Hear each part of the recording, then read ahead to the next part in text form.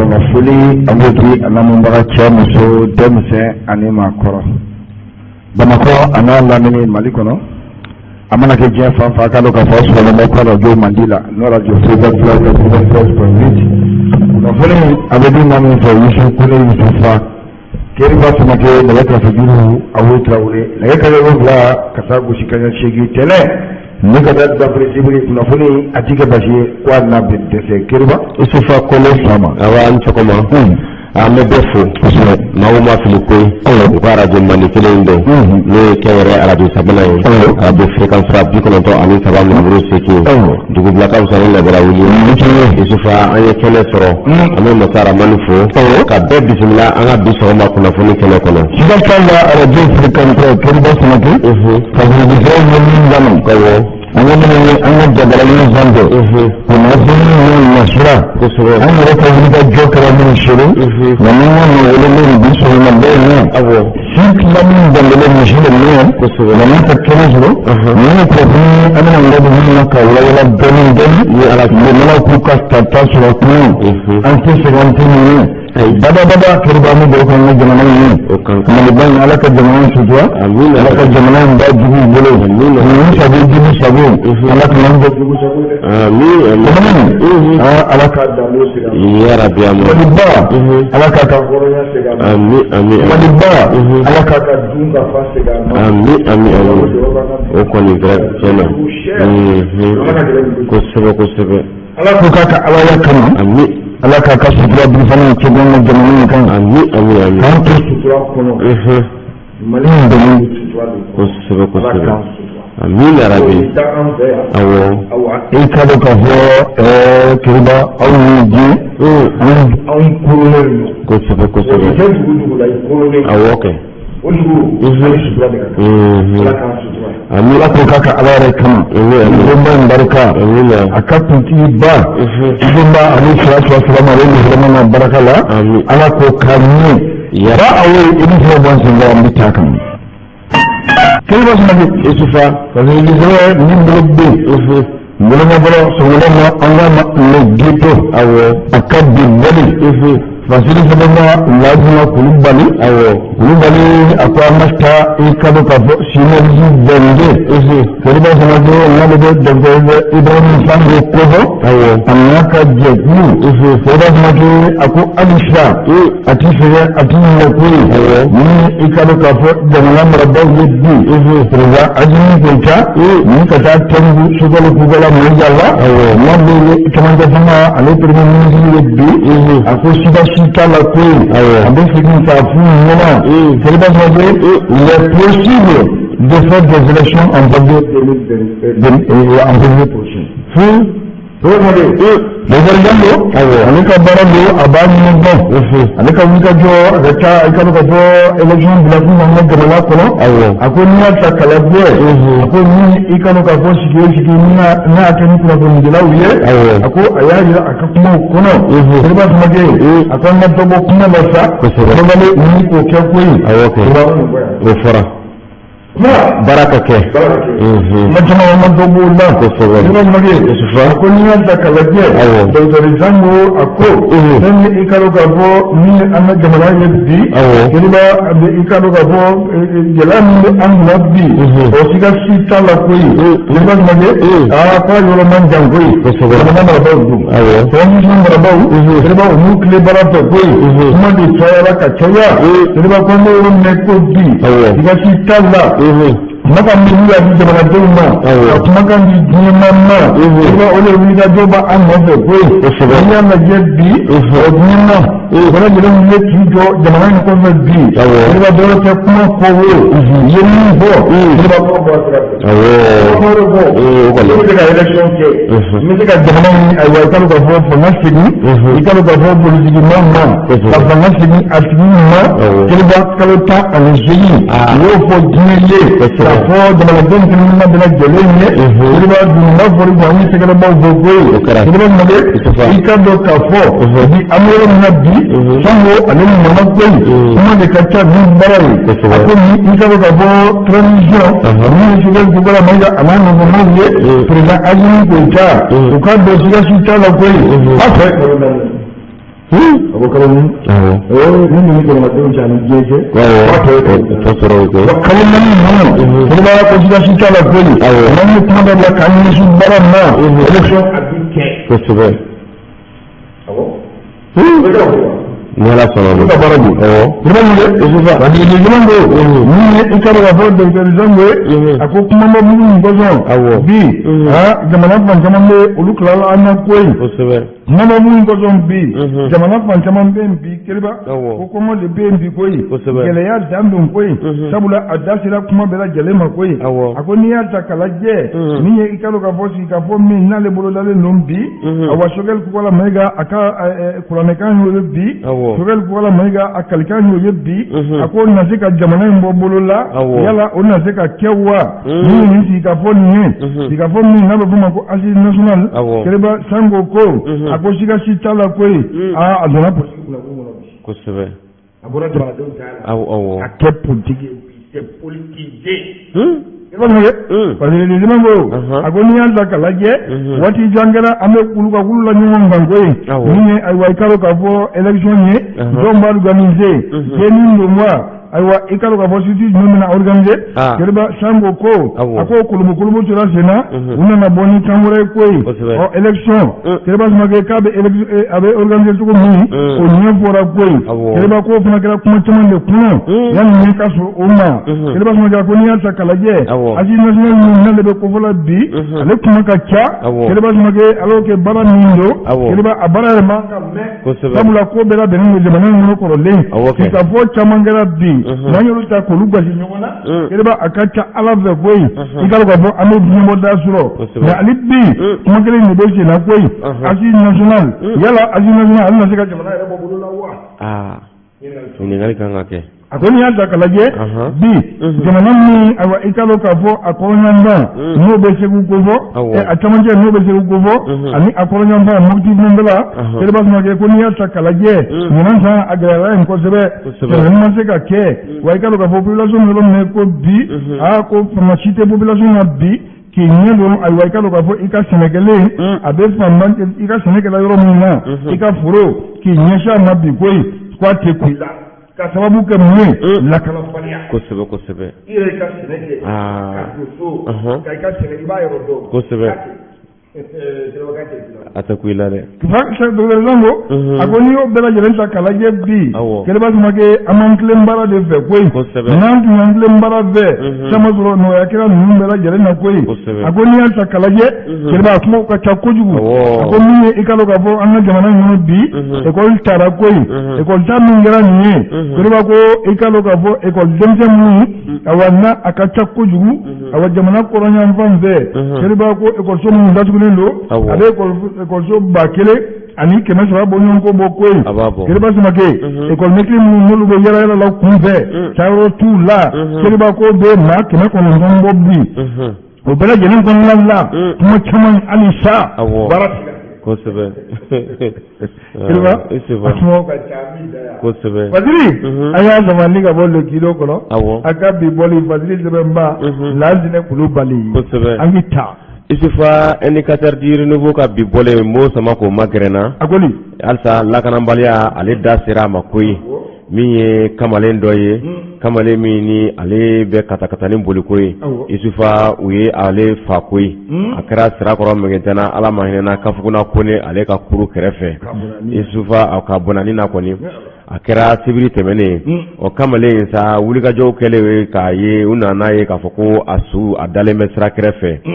sirakɔrɔ mɛgɛntana kumu kɔnɔ la sa u y'a lajɛ k'a fɔ k'u bɛ se kɛ su in ma isufa u y'a sɔrɔ a tiɲɛnen don ka ban koyi a sababu kɛ kasara kɛ wagati a n'a ye wagati olu cɛ janyana kumu kɔnɔ la sa u nana sɔrɔ isufa nin tigiw ta kɛra a komi a dabɔra kama de koyi a kɛra su min ye u taara sɔrɔ bolokɔniw t'a la sen filaw tigɛlen don ka kɔnɔfɛn dɔw yɛrɛ k'olu bɔ koyi isufa n'i ye kamalen jateminɛ indicateur du renouveau a kumana k'a y'a yira k'a fɔ ko u y'a yɔrɔ caman tigɛ ka bɔ a la su yelen sa fɛɛrɛ de nana kɛ sa ka a somɔgɔw ko olu ɲini an kɛra ka fɛsɛfɛsɛliw kɛ Isufa an nana ye k'a fɔ ko banbagatɔ in Daravilaka don an kɔrɔ yan Daravilaka min don Isufa an y'an jija ka a ka maa dɔw kumakan na sɔrɔ min y'a kɔrɔkɛ ye an ka jɛ ka ale ka laseli dɔ lamɛn a kɔrɔkɛ kɔni donc a t'o bila ACI kɔnɔ sisan après a y'o client kelen ta wa ou bien a client wɛrɛ ta moi je ne sais pas donc a t'o client bila fo sirakɔrɔ nɛgɛta la a selen nɔ waati min na janfa in ka sɔrɔ ka daminɛ o b'a sɔrɔ a commencé k'a pointer ni muru ye donc a essayé k'a défend u bolo a ma sɔn ka moto di a essayé k'a défend u bolo donc u y'a minɛ ka ja la 5 personnes olu bɛ siyɛn ta la u bɛ ka ɲɔgɔn sama donc u bɛ ka muru kɛ k'a tigɛ ka muru don a la k'a pointer ni muru ye donc jeli nana dɛsɛ a fɛngɛra donc a balila ka kule sa u y'a kunkolo minɛ k'a kan tigɛ k'a kan kuli bɛɛ bɔ a la k'a filen bɛɛ de bɔra a la ka jeli minɛ ka taa ni jeli ye o taara ni moto ye o taara ni telefɔni ye o wari tun b'a kun fɛnɛ gros de tun b'a kun warimugu de tun b'a kun parce que a tun bɛ wari de bila ka moto wɛrɛ ta n'o ye n'o 250 000 parce que a tun y'o de sɔrɔ sufɛ quoi a ka wari lamarali parce que moto in b'a bolo a cayara dɔɔni quoi a ka wari lamarali parce que a y'a fɔ ɲɛna ko wari min sera ka sɔrɔ 250 000 parce que tuma dɔw la a bɛ se ka recette minɛ tuma dɔw la 3,000 ou 4,000 a bɛ se k'o sɔrɔ moto la donc 250 000 a yɛrɛ y'a fɔ ɲɛna k'an tun bɛ taa ne boli banna vendredi donc samedi ou bien dimanche lundi sɔgɔmada fɛ a bɛ taa sugu la a ka 250 000 di u ma ale bɛ mɔgɔ min ka moto b'a bolo ale b'a lajɛ k'u ka moto d'u ma ka se ka moto wɛrɛ minɛ aw de fɔ ɲɛna donc u y'a fɛ ka wari to a bolo fɛ ka tila ka wari minɛ u wari ta b'a poche kɔnɔ k'a telefɔni bɛɛ minɛ toujours aw de fɔ ɲɛna parce que o mɔgɔ vendredi sɔgɔmada fɛ a ne kɔrɔ ka na ne ye ni fɔ n ka so kɔnɔ la ka wari compter ka yira ne la ko ne b'ale bɔ ale y'o de sɔrɔ a bɛ se ka baara kɛ ka sɔrɔ ne ko ni tiɲɛ na n ko hali bi ala ka ko tɔ nɔgɔya i ma ko ya donc u y'a fɛ k'o wari bɔ a kun ka taa ni moto ye ka taa n'a ka wari ka taa n'a ka telefɔni ka taa n'a ka bracelet fɛnɛ donc an sera ka mun sɔrɔ montre ni samara an sera k'o dɔrɔn de sɔrɔ c'est ça donc maintenant sisan depuis u kelen k'a faga 3h du matin ka don 4h la u kelen k'a faga o kɔnɔ u kelen k'a gorger o la maintenant samedi sɔgɔmada fɛ 10h u taara suyi u y'a suyi tu la sa u ye suyi de ta u kelen ka suyi ta u ye renseignement bɛɛ ta donc maintenant bon polisiw ko ko u ye dɔw ɲininka ko dɔw de ko k'a y'a ɲɛna wa je ne sais pas cɛ bɛ ka expliquer ne kun tɛ ka kunkolo di wa a waati sɔrɔ dusukun tiɲɛnen don quoi ne tɛ ka kunkolo di o cɛ kɔrɔ donc maintenant u ye renseignement dɔ ta u ko k'a y'a essayer k'a défend u bolo 5 personnes bolo k'a essayer k'a défend u bolo quoi ya k'a ma sɔn ka moto di k'olu de y'a faga i m'a ye bon olu y'a su ta ka n'a bila hôpital du Mali la donc depuis 7h 8h comme kɔrɔlen a tun bɛ su boli kɛ a bɛna don an ka 6h ou 7h an na moto jɔ 7h a ma ye 8h a ma ye 9h a ma ye 10h a ma ye bon a sera midi ma ne ko fɔ an na n ko jɔ bɛ an ka wele tuguni an bɛ ka essayer ka wele téléphone bɛ répondre ale kan 14h an bɛ ka essayer ka wele téléphone bɛ répondre ale ko an ka wele ka nin ko ɲɛɲini donc a ye wele kɛ fan bɛɛ a bɛ tɛmɛ fan o fan fɛ olu bɛɛ ko k'a tɛmɛ olu fɛ 20h e bɔra ne taara fo urgence la ka bɔ urgence la ka taa dɔgɔ bɛ taa morgue la urgence mɔgɔw nɔ kɔnɔ ka taa morgue la parce que k'a bɛ tɛmɛ ne fɔlɔ ka taa morgue la quoi k'a tɛ morgue la donc ne tora yala la n taara poliso caman na n taara ɲininkali kɛ a tɛ yen fɛnɛ bon komi a taara ba kɔfɛ ko k'a taara ba kɔfɛ donc ne continué la ne taara ba kɔfɛ mais sisan ne ko jɔn yanni ka se poliso commissaire jɔn ka taa bɔ dɔgɔtɔrɔso la fɔlɔ hôpital du Mali la ne taara hôpital du Mali la ne donna kɔnɔ ne ɲininkali kɛ n ko banabaatɔ foyi t'a yɔrɔ a tɔgɔ ko Amadu Sako olu ko Amadu Sako tɔgɔ tɛ yanni k'a fɔ waati la u ye lisi la yen ko Amadu Sako tɔgɔ tɛ yen bon directement ne photo bɔ ka yir'u la comme nin yɔrɔ n ko u ye photo lajɛ ka mɛn o ko ne ma ko sisan ko ne ka morgue kɔnɔna lajɛ ko dɔ bɛ yen nɔ mais ko ne ka t'o lajɛ quoi mais k'u taara o lasɔrɔ yen nɔ mais ne ka t'o lajɛ quoi donc ok donc maintenant sisan an taara ka taa morgue lajɛ sisan an taara u ye tiwari sama de ne ɲɛna sisan ne y'a ye a kunkolo a kan tigɛlen dalen b'a kɔnɔ donc olu b'a kan da la quoi ka sɔrɔ ka tigiw tigɛ ka a furu fila sɔgɔ ka nugu yɛrɛ bɔ a la i ma koya donc n'olu lajɛ dɔrɔn ne seginna ne nana jɔ kuma ɲɛfɔ ko tiɲɛna ko nɛgɛ y'a sɔrɔ olu yɛrɛ da olu ye kuma bɛ ɲɛfɔ ɲɛna quoi après n'olu ɲininka ko k'a sara mais olu k'a sara sira kɔrɔ nɛgɛtana k'a sara yen nɔ de quoi donc olu commence olu se ka renseignement min sɔrɔ olu y'o fɔ ne ɲɛna donc ne tilen ka na n'o ye sufɛ lendemain ne y'a fɔ maman ɲɛna k'a sara quoi k'a bɛ morgue la c'est ça ko kɛra ten tɔ mercredi passé aussi ne maman y'a fɔ ne ɲɛna k'a ni mɔgɔ saba tun bɛ sɛnta la donc n'olu tun bɛ sɛnta la n'olu ye sɛnta la a y'olu bugɔ olu ko k'olu t'a to k'olu b'a faga mercredi passé yɛrɛ olu y'o fɔ a ɲɛna sa a nana fɔ ne ba ɲɛna ne ma ko n'o don i tɛ moto taxi boli dabila donc o kuma kelen vendredi de nin ko y'a sɔrɔ vendredi su ka dugu jɛ samedi la nin ko y'a sɔrɔ quoi c'est ça banbagatɔ tɔgɔ ko Amadu Sako 2010 wa 19 ans de don ne yɛrɛ tɔgɔ ko Aliou Sako n'o y'a grand frère ye a fa tɔgɔ ko Mahamud Sako a ba tɔgɔ ko Fatumata Hayidara parce que ne dɔgɔnin filanan de don a bɛ ten. Isufa ni banbagatɔ yɛrɛ kɔrɔkɛ mankan ye a tɛ tɛmɛ banbagatɔ ni ale Amadu Sako ye ni moto taxi bolila tun don ale satogo de filɛ nin ye koyi an y'a mɛn karew kɔnɔ an ye wulikajɔ kɛ seereya min ɲɛna a yɛrɛ wolola kɔrɔkɛ la o de ye nin ye Darawelakaw donya i kɔrɔ janadaw bɛɛ lajɛlen kɛra kunun kosɛbɛ Isufa daburu nana Keriba o de b'a jira k'a fɔ jamana min an b'a fɔ don o don awɔ l'insécurité kosɛbɛ kosɛbɛ kala tɛ masi Keriba a bɛ masiranko ye kosɛbɛ Keriba o kɔnɔna la halisa awɔ min ye insécurité ye an bɛ to ale bonya kun kan koyi awɔ Keriba ni ka n bolo yɛlɛma Fadili Disɛbɛ n'an ko le reporter awɔ a ka bi sɔgɔmada na bɔli Fadili Sɛbɛnba la rédaction awɔ jamakulu bɛɛ lajɛlen kosɛbɛ Keriba Samake u ni sɔrɔ min da kan ka yira k'a fɔ an bɛ yɔrɔ min na ko bi Keriba Samake a ko lakanabali a k'a ɲɛɲini an ka jamana kɔnɔ n'i y'a ta k'a lajɛ jamana kɔrɔyanfan ani cɛmancɛ ko bolofa b'o kan bi koyi Keriba Samake a ko bi hali bi adamadenw kana ɲinɛ koyi min ye ba Maliba denw ye an kana ɲinɛ k'a fɔ jamana yɔrɔ dɔw bɛ halisa minnu bɛ embargo kɔnɔ koyi embargo awɔ Keriba Samake banbaganci wale maaw kɛlen ka daga ta ka sigi yɔrɔ minnu kan Keriba Samake ko hali bi min ye Farabugu ye Keriba Samake ko embargo terroriste b'a kan koyi a ko bi Farabugu n'i y'a ta k'a lajɛ Keriba a ko min ye kalo k'a fɔ Farabugukaw ye bi Keriba u sera ka ci bila ka bɔ koyi sabula olu datugunen don banbaganci wale maaw bolo banbaganci wale maa minnu jɔnnen don kosɛbɛ Keriba Samake a ko n'i y'a ta k'a lajɛ min ye i k'a dɔn k'a fɔ jamana marabaaw ye bi n'o ye Golo Masirilen tabaw ye Keriba balo o balo n'a lajɛra ko ka taa di Farabugu a ko hali bi koyi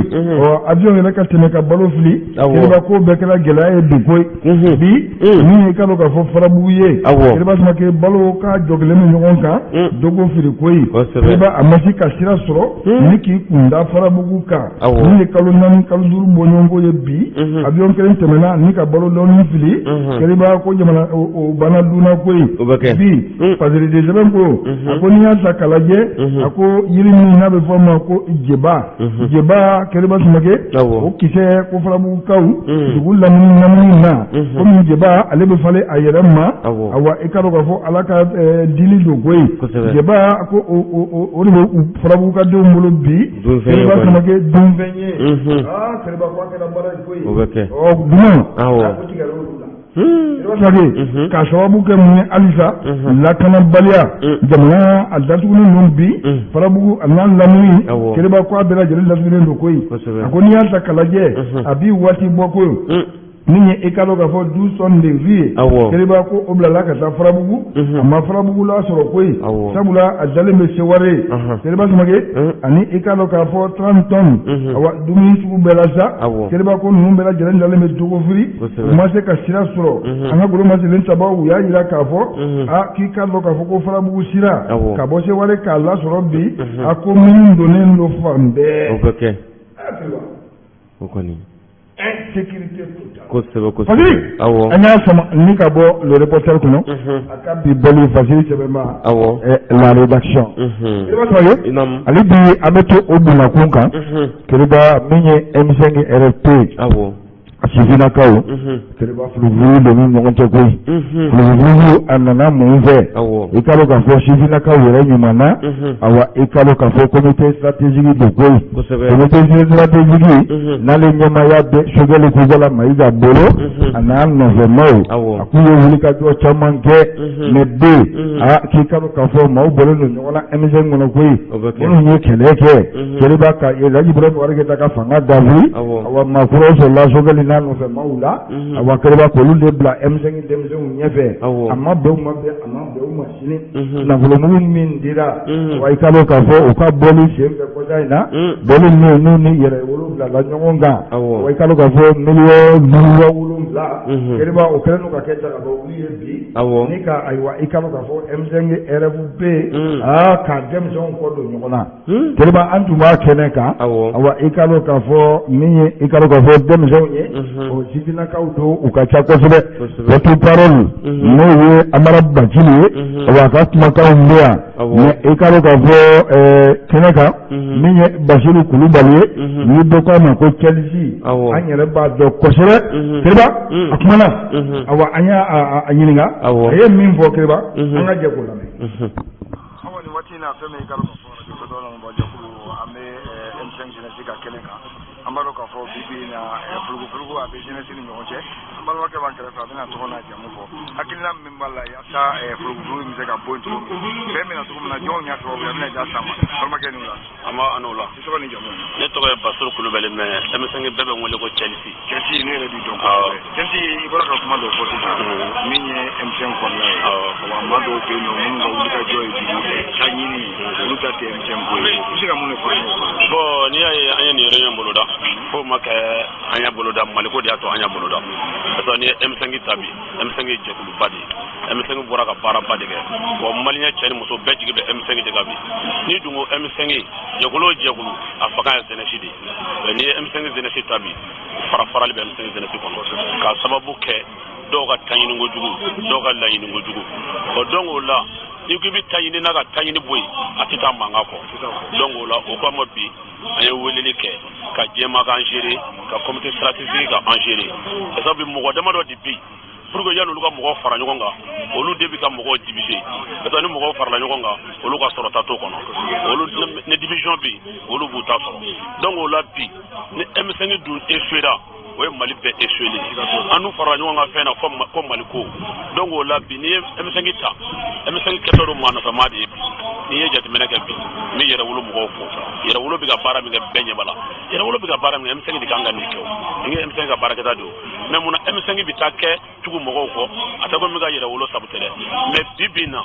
ni M5 min i tɔgɔ dɔn M5 kun bɛna kɛ ko jɛkulubalankolon k'a sɔrɔ hali bi maliyɛnw jigi bɛ M5 kan vraiment o de kosɔn an ko nana bi an k'an tɛgɛ di ɲɔgɔn ma fara-farali kɛ M5 kɔnɔ mɔgɔnin dɔw de kɛlen don ka nin baara in kɛ taɲininajugu dɔw de kɛlen don ka nin baara in kɛ n'i nana nin fara ɲɔgɔn kan dɔrɔn o t'u fɛ toujours n'i nana nin fara ɲɔgɔn kan i fa bɛ nɛni ba bɛ nɛni donc fa nɛni ba nɛni tɛna mɔ nin sira in kan bi o de kama an farala ɲɔgɔn kan bi k'a fɔ comité stratégique ɲɛna u ka kan témoignager nin ko in na nin mɔgɔ ninnu u k'u bɔ jeunesse ɲɛfɛ u tɛ se ka bɔ M5 kɔnɔ dɛ o mɔgɔ ye jɔn ye Biton Kulubali ani Jack o kɔfɛ dɔ bɛ yen ko OMT ye ko porte-parole olu y'olu minnu filɛ nin ye dɛ toujours yanni olu kana ne fara ɲɔgɔn kan dɛ olu de bɛ ka ne fa ni ba nɛni ne ye mɔgɔ min yɛrɛ to olu ka fɛngɛ kɔnɔna ni nɔ dɔrɔn e tɛ M5 ye i y'a faamuya donc o la bi k'a sɔrɔ M5 ye maliyɛn bɛɛ di donc o la o de kosɔn bi an nana k'a fɔ M5 ye jɛkulu min ni maaw bɔra fan bɛɛ kana don a la bi dɔw bɛ wari minɛla mɔgɔw tɔgɔ la komi u y'a fɔ cogo min na ko coordination ale ni M5 jeunesse mun de bɛnbɛnna b'aw cɛ merci coordination ni M5 jeunesse fɛn min bɛnbɛnna b'a ɲɔgɔn cɛ sisan coordination ye namaratɔ ko de i t'a sɔrɔ dɔw bɛ ko M5 den dɔw don mais mɔgɔ dɔw kɛlen don k'u yɛrɛ kɛ coordinateur quartier dɔw la walahi hali maa kelen t'u bolo i y'a fɔ ko bɔli hali tɛ se ka mɔgɔ kelen labɔ donc o la n'a fɔra jamatigi sigilen bɛ yen o bi ka to yen min n tɛ se ka mɔgɔ labɔ fani bannen de kelen don k'o ta k'o bila yen c'est ni fɛn min nana o ye tilafɛn de y'u ni ɲɔgɔn cɛ e k'a jateminɛ bi ne fa bi ninnu de taara ka taa comité stratégique sigi k'u ni yɛrɛ wolo bɛna bɔ ka bɔliba dɔ de kɛ comité stratégique ye 5 ni 60 de d'u ma mais est ce que yanni olu kun ka fara mɔgɔ kan n'o ni bɛn ni kelenya ko b'o kɔnɔ munna u ma se ka M5 jeunesse yɛrɛ fara ɲɔgɔn kan an fana ka bɔliba kɛ ka yɛrɛ wolo kana kɛnɛ kan bi bi na M5 de kan ka mɔgɔ kan ka tugu M5 man ka tugu mɔgɔ kɔ n'i ye M5 ta bi Afrique dama tɛ dɛ diɲɛ kɔnɔ M5 ye min kɛ a jɔna jɛkulu ma se ka kɛ o mais n'i ye ko bɛ ka kɛ ta bi jeunesse taji naani dɔ de bɛ ka kɛ donc o la an tɛna sigi k'o lajɛ tun mais sabu ni M5 échouera o y'an bɛɛ échoué de ni Mali ma jɔ bi o y'an bɛɛ mago salen de donc o kama bi anw de bɔra ka bɔ nɛnɛ kɔrɔ ka bɔ soso kɔrɔ ko Mali kura donc n'an y'a ye an ye kɛlɛ kɛ yurugu kɛlɛ kama an ko hali sini an ka yurugu gargala dɔw minɛ n'an ye mɔgɔ dɔw b'an ɲɛfɛ minnu bɛ ka yurugu kɛ an bɛ bɔ an b'u dénoncer an bɛ bɔ an b'u kɛlɛ o de y'an seguya bi n'i y'a ta k'a lajɛ wari de bɛna ni tɔn caman cili ye yala o wariko kelen bɛ ka na M5 fana kɔnɔ bi merci i y'a faamuya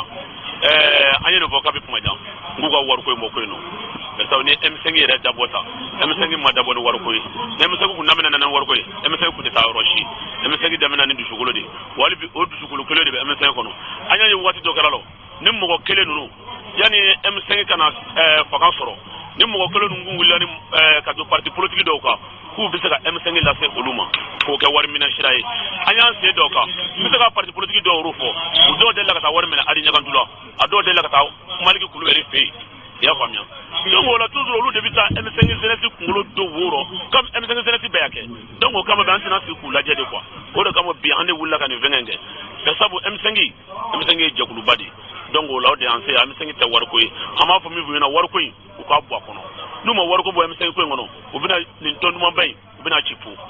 awa an bɛ fɔ an bɛ wari ɲuman dɔ Kiriba Isufa ayiwa wariko kɔni mana don yɔrɔ o yɔrɔ a ye fiɲɛ bila la ka ban yɛrɛ Kiriba ye fiɲɛ don adamadenya la koyi kosɛbɛ nin ye délégué dɔw kumakan ye min ye M5 kɛlɛ kan kosɛbɛ k'a fɔ fulugu min bɛ M5 kɔnɔ bi cɛ tɛ muso tɛ comité stratégique don koyi Kiriba u ye nafolo mugu de ta maa minnu yɛrɛ kɛ ko coordinateur e ye cɛ kun ye i bɛ se kuma la jama la i bɛ se Sogɛli yɛrɛ a ma entreprenariat sɔrɔ ten kosɛbɛ kɛra ten de porte parole ka na dɔrɔn jɔn y'a kɛ porte parole M5 kɛ ayi jɔn y'a kɛ a yɛrɛ ma kɛ a yɛrɛ kɔni ale kɔni tɛ porte parole don ɲɛmaa don kosɛbɛ Kiriba Samake denmisɛn minnu nana M5 kɔnɔ sisan nɔ les opportunistes ka na dɔrɔn ka cunga a kɔnɔ komi u ka ɲɛmaa ka na dɔrɔn Kiriba min ye M5 ye k'i biri a da la k'a kɛ ayiwa batɛmɛsira ye sa misiba k'a biri o k'a biri Kiriba u bɛ ka bɔ fiɲɛ la dɔɔnin ko ye Kiriba min ye nin denmisɛn ninnu ye k'a fɔ olu tɛ jɛ n'a ye bi u tɛ jɛ n'a ye sini comité stratégique ka maa dɔw ta u cɛla k'olu kɛ ko coordinateur olu kɛ bureau ma sigi a kama olu ma coordination foyi sigi M5 jɛkulu bɛɛ de nana ɲɔgɔn sɔrɔ a kɔnɔ Modibo Sidibe min fɔ M5 ko la n'i bɔr'o kɔnɔ i y'a jɛ hakilina ko de ye mɔgɔw fara parti politique tɛ maa kelen ta tɛ hakilina maa minnu ko anw ka jamana a t'i tiɲɛ an ɲɛna jamana t'i dafiri an ɲɛna wa jamana marabaaw k'i tilen olu minnu ye hakili ye ɲɔgɔn sɔrɔ o waati ka na u fara ɲɔgɔn kan o de ye M5 ye mais n'i y'a bɔ kɔnɔ k'a k'i yɛrɛ ta ye Kiriba i bolo y'a bɛɛ jɛ pewu siga t'o la koyi Kiriba Samake nin tun ye M5 ka kɛnɛ ye k'a fɔ sifinakaw ni ɲɔgɔn cɛ bi ne bolo fɔ tuma bɛɛ nafoloko kɔni mana na sifinakaw ni ɲɔgɔn cɛ Kiriba o y'an ka fara ye siga t'o la koyi